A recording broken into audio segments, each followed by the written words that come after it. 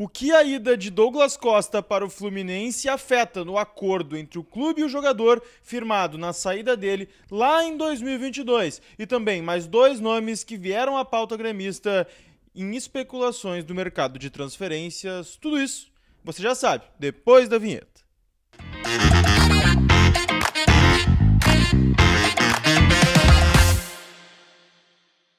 Fala, gurizada, Eduardo Picão mais uma vez aqui com vocês, hoje pra gente falar dessa novela Douglas Costa, que inclusive chegou a repercutir a volta dele pro Grêmio, mas agora ele tá acertado com o Fluminense e a gente vai falar sobre como isso impacta nas finanças do Grêmio depois daquele acordo que foi assinado entre o clube e o jogador para a saída dele em 2022, mas antes disso, KTO.com, a minha, a sua casa de aposta, sempre ela.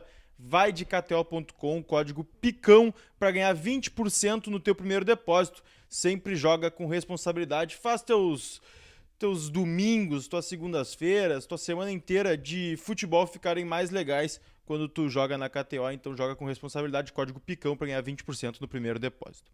Gente, negócio é o seguinte, Douglas Costa está acertado com o Fluminense, ele estava com a saída praticamente certa para a Turquia, e aí, após um pedido do Fernando Diniz, ele acabou se acertando com o clube carioca e vai voltar a jogar no Brasil. Teve seu nome especulado no Grêmio, as informações que eu tive foi de que o Grêmio nunca tentou o retorno dele, pelo menos nessa temporada, de que ele não virá ao Grêmio, e aí, logo depois, ele acerta a sua ida ao Fluminense, depois de estar praticamente certo com o futebol europeu, como eu disse, ia jogar na Turquia. E aí vamos falar como isso vai afetar o Grêmio.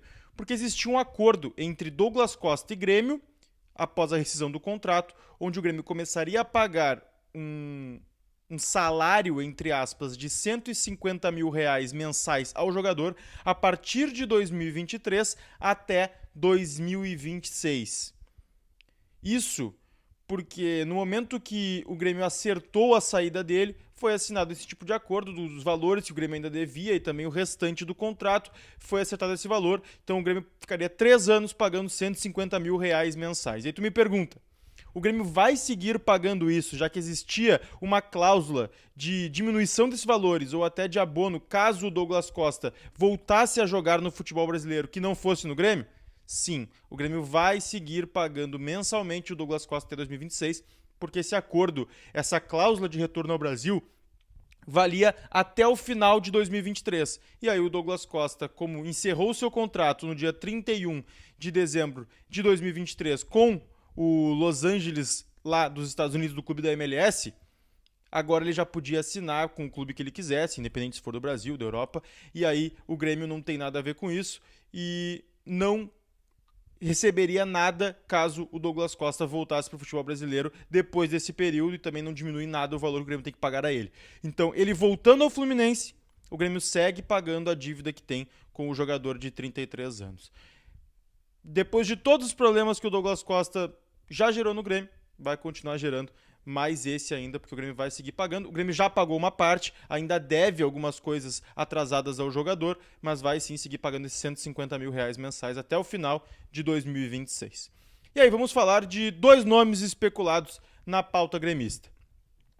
Todo mundo sabe, o Grêmio procura um centroavante e tem muitos nomes que chegam e são oferecidos ao Grêmio e também nomes que o Grêmio acaba sondando através de empresários e também de outras formas.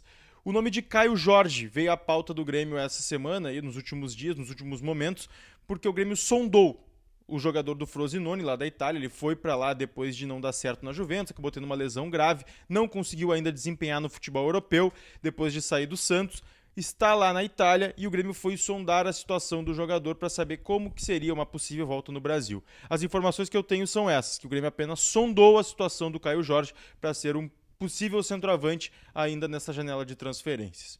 Outro nome especulado na pauta gremista, o de mexicano Carlos Vela. Esse veio através do colega Felipe Barros, que é da FBTV, um canal próprio dele lá, e ele traz a informação de que o jogador vê com ótimos olhos atuar no Brasil e foi oferecido ao Grêmio. É um jogador de 34 anos, ele praticamente atuou a vida inteira como ponta, como meia, mas aí nos últimos anos, na última temporada, ele atuou como centroavante falso 9, um falso 9 no Los Angeles, mesmo time que atuava o Douglas Costa. Então eram colegas de time, o jogador de 34 anos mexicano, que fez muita história na seleção do México, jogou também em Premier League e em alguns clubes da Espanha.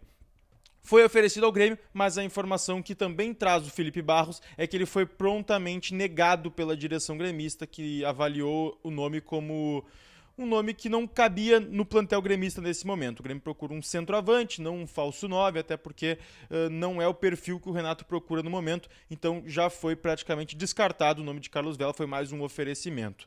E aí a gente volta à pauta de consultas, oferecimentos e nada concreto no Grêmio. Lembrando, o Renato disse que teria novos reforços ainda esta semana. A gente aguarda, mas as informações que a gente acaba recebendo de bastidores e também de outros colegas acabam gerando um certo pessimismo para um reforço anunciado ainda essa semana, porque são só nomes especulados, sondados e oferecidos. Gente, muito obrigado para quem está acompanhando e sempre gosto de lembrar, te inscreve no canal, ativa as notificações, deixa teu like, deixa teu comentário e segue acompanhando todos os vídeos aqui, porque sempre tem novidades sobre o Grêmio. Um beijo e a gente se vê.